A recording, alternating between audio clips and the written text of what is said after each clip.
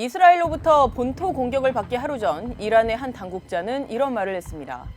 استفاده ابزاری کند تجدید نظر در دکترین و سیاست‌های هسته‌ای جمهوری اسلامی و عدول از ملاحظات اعلامی 이란이 이스라엘로부터 보복 공격을 받는다면 이란이 핵무장에 나설 수 있다는 가능성을 시사한 건데 그로부터 나흘 뒤인 22일 정작 이스라엘의 공격을 받은 이후에는 그 가능성에 선을 그었습니다. 나세르 카나니 이란 외무부 대변인은 핵무기는 우리의 핵 원칙에 자리 잡을 수 없다며 우리는 국제기구와 핵 확산 금지 조약 NPT의 틀 안에서 평화로운 핵 프로그램을 계속할 것이다 라고 했습니다. 이란과 이스라엘 모두 양측 간 확전을 자제하려는 기류가 감지되긴 하지만 이란 내부에서는 혁명수비대의 강경한 목소리에 점차 더 힘이 실리고 있고 또 최근 이스라엘 공격에 대한 억지력의 한계를 드러낸 만큼 핵무장에 본격 나설 수 있다는 우려도 일각에선 제기되고 있습니다. 만약 이란이 핵무장에 나선다면 중동은 물론 국제 정세에도 큰 영향을 줄 수밖에 없을 텐데 과연 이란이 핵무장을 할 가능성은 얼마나 될까요? 일단 이란은 핵무장을 할 잠재력은 있다는 게 전문가들의 대체적인 분석입니다.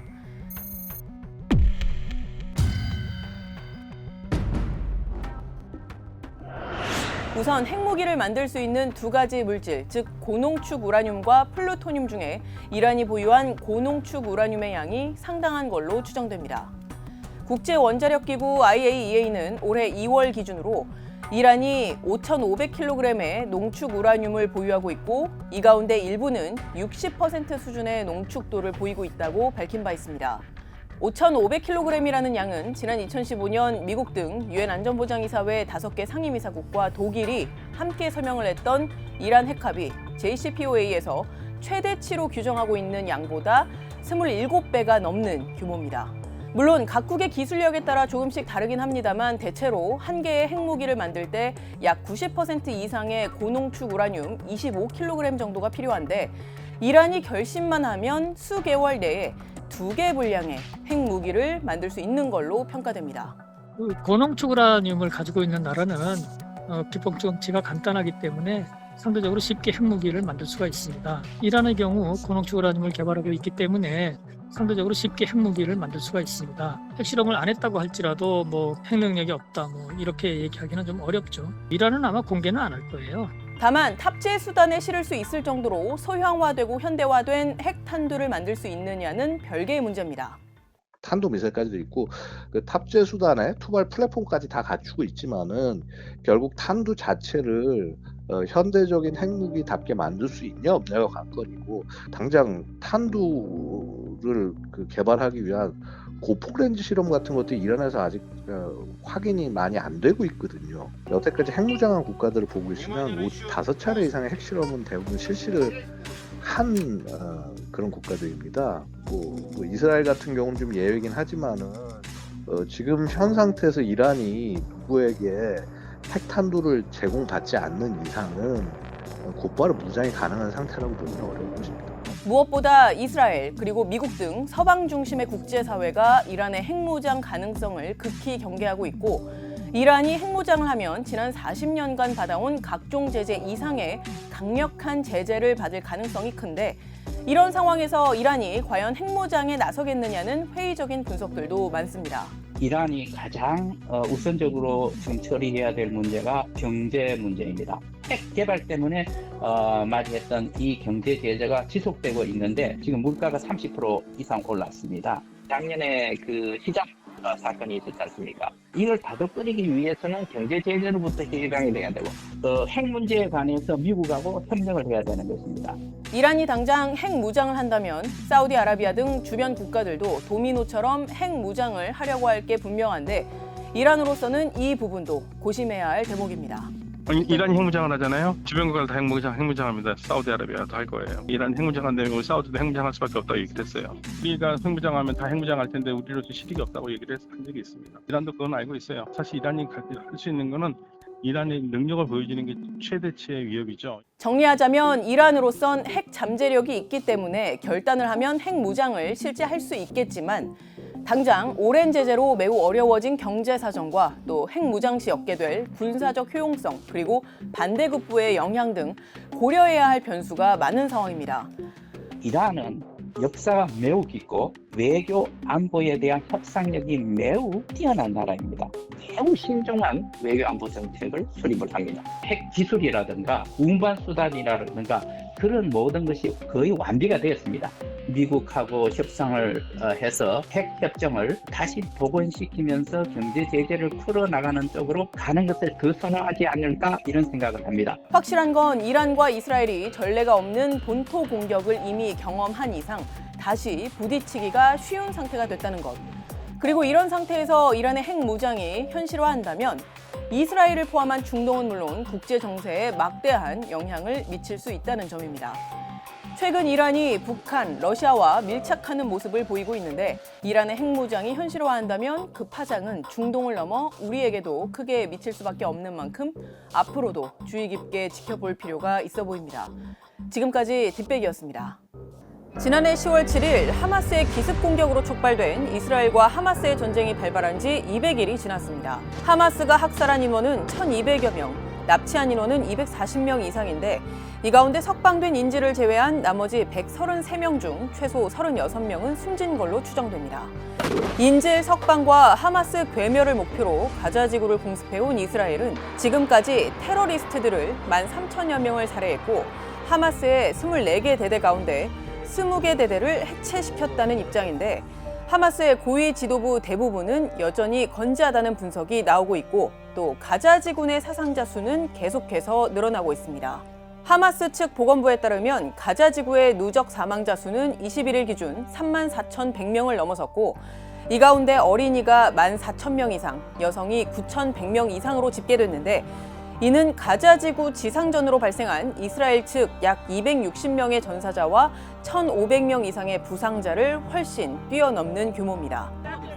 الأم كانت شهيدة وهي حامل في هذا الطفل الجميل كانت حامل في 30 أسبوع حملي وصلت الأم في حالة أنه مستشهدة وفاة محققة تم الولادة بشكل عاجل للطفل لإنقاذ ما يمكن إنقاذه 게다가 가자지구 주민들이 굶주림에 시달리고 현지 구호대원들이 이스라엘군의 폭격으로 숨지는 등 민간인들의 피해가 눈덩이처럼 불어나자 우방국들의 시선도 차가워진 상황인데 네타냐후 이스라엘 총리를 비롯한 전시 내각은 라파에 대한 전면 공습 의지를 사실상 재확인한 상태입니다. ננחית עליו מכות נוספות וכואבות, וזה יקרה בקרוב. 이스라엘의 라파 전면 공습은 시간 문제라는 분석이 나오고 있는데 네타냐후 총리가 국제사회의 만류에도 불구하고 이 공습을 강행하려는 이유는 무엇일까요?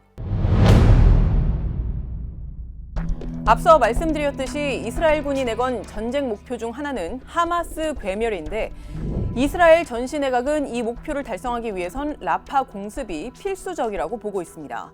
그동안 이스라엘이 가자지구 북부에서 남하하는 방식으로 공격을 해왔는데 마지막으로 남은 이 라파 지역에 하마스 지도부와 잔당이 은신하고 있는 걸로 보고 있는 겁니다. בימים הקרובים נגביר את הלחץ הצבאי והמדיני על חמאס, כי זאת הדרך היחידה לשחרר את חטופינו ולהשיג את ניצחוננו. 지금 현재 지하에 약 하마스 4개 대대가 지금 언둔을 하고 있다고 그렇게 이제 추정을 하고 있죠. 연정 파트너 정당 5개도 오히려 리쿠드 당보다도 훨씬 강하게 그것을 요청하기 때문에 라파 공격을 반드시 해야 된다라고. 미 월스트리트 저널은 이스라엘이 미국과 이집트 등 다른 국가와 협력해 라파 침공 작전의 첫 2, 3주 동안 민간인을 대피시키는 계획을 세웠다고 보도했습니다. 그러나 가자 지구는 이미 기반 시설 대부분이 무너진 상태여서 약 150만 명의 피난민이 실질적으로 대피할 곳은 없다는 지적이 나오고 있습니다. 미국을 비롯한 국제사회도 이런 인도주의적 위기를 이유로 이스라엘이 라파에서 대규모 공습을 강행하는 데 반대하고 있습니다. 공습 자체로 인한 막대한 인명피해는 물론 최근 심각한 기아 위기에 직면한 가자 주민들에 대한 인도적 지원이 끊길 수 있다고 보는 겁니다. We don't think there's any effective way to evacuate. There's no way to conduct an operation in Rafah that would not lead to inordinate civilian harm and would severely hamper the delivery of humanitarian assistance. 블링컨 미 국무장관도 거듭 바이든 미 대통령이 이에 대해서 매우 분명하게 밝힌 바 있다. 미국이 라파에서 대규모 군사작전을 지원할 수는 없다며 이스라엘의 전쟁 목표는 다른 수단을 통해서 달성될 수 있다라고 강조했습니다. 이러한 미국 당국의 입장은 하마스 괴멸이라는 이스라엘의 목표 자체가 군사적 승리로만 달성될 수 있는 목표가 아니라는 인식에 따른 걸로 보입니다. 물리적으로 제거한다라는 거는 뭐 가능하려면 할 수 있겠죠. 하마스 조직은 무너질 수 있겠지만 하마스 정신을 가진 사람들은 또 나타날 것이기 때문에 실질적으로 하마스의 완전한 소멸 자체는 어렵죠. 미 국가정보국도 지난 3월 내놓은 보고서에서 미국이 테러 단체로 지정한 하마스를 이스라엘이 실제로 파괴할 수 있을지 의문을 제기하면서 이스라엘이 앞으로 수년간 하마스의 지속적인 무력 저항에 직면하게 될 것이다 라고 전망한 바 있습니다.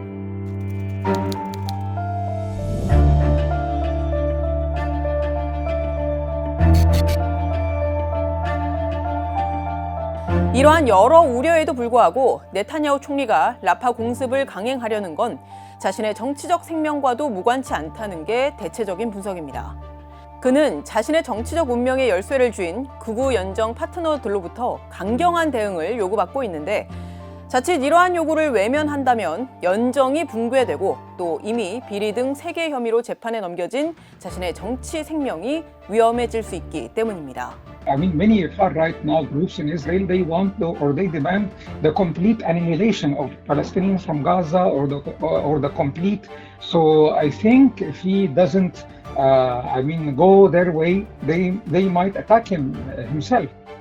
네타냐후로서는 전쟁이 끝나자마자 재판에 계속 이제 나가야 될 것입니다. 그렇게 되면은 사법 처리될 가능성이 매우 높다고 보는 것입니다. 따라서 본인의 정치적인 생명을 연장하기 위해서는 전쟁이 계속 지속이 되고 좀 더 큰 세력, 이란을 개입시키는 것이 오히려 강경한 입장을 유지하기가 좋고 최근 이란에 대한 보복 대응 영향으로 네타냐후 총리의 지지율이 37%로 소폭 상승해 라이벌인 베니 간츠 국가통합당 대표와의 차이가 5%포인트로 좁혀지기도 했는데 그럼에도 불구하고 여전히 네타냐후 총리에 대한 비판적인 여론은 무시할 수 없는 수준입니다.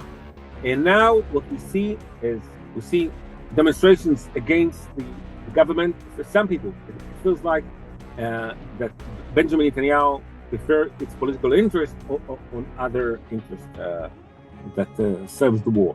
So there's an increase of criticism and demonstration against the government.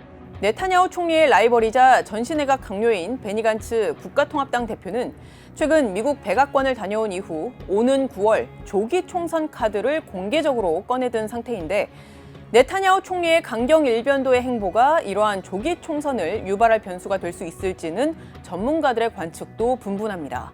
최근 팔레스타인인 인권 유린 혐의를 받는 이스라엘군 부대에 대해서 미 당국이 처음으로 제재에 나설 것으로 알려졌는데 조기 총선 요구와 같은 이스라엘 내부 상황뿐만 아니라 국제사회의 압박과 같은 외부 상황도 향후 이스라엘의 공습 수위를 조절할 변수가 될 수 있을지는 좀 더 지켜봐야 할 것 같습니다. 지금까지 뒷백이었습니다.